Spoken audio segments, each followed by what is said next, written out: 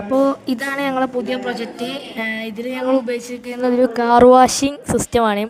ഇതിലേക്ക് നമ്മൾ ഒരു ചെറിയ കാറാണ് ഇതിലേക്കായിട്ട് ഉപയോഗിക്കുന്നത്. ഈ ഒരു കാർ ഉപയോഗിക്കുന്നതോടുകൂടി സെൻസർ നമ്മുടെ കാറിനെ ഡിറ്റക്റ്റ് ചെയ്തതിന് ശേഷം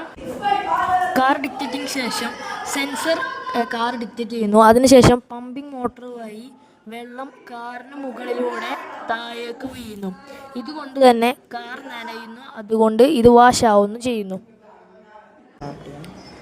ഈ കാർ ഇതുപോലെ തന്നെ നനഞ്ഞ് കഴിഞ്ഞതിന് ശേഷം വാൽവ് സ്റ്റോപ്പ് ആവുന്നതോട് കൂടി, അതായത് നമ്മുടെ സെൻസർ കാർ ഡിറ്റക്റ്റ് ചെയ്യുന്നത് നിർത്തിയാൽ, അതായത് കാർ ഉടൻ തന്നെ ഡ്രൈയിങ് ഏരിയയിലോട്ട് കയറിയാൽ വാട്ടർഫോൾ നിൽക്കും. കാരണം സെൻസർ കാറിനെ ഡിറ്റക്റ്റ് ചെയ്യുന്നില്ല.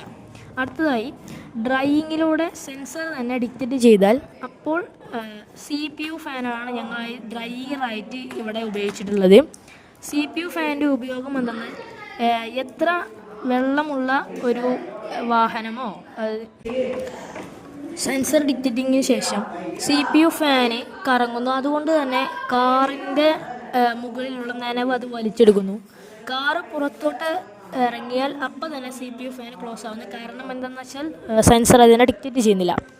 This is our new project for ഇൻവെക്ഷൻ.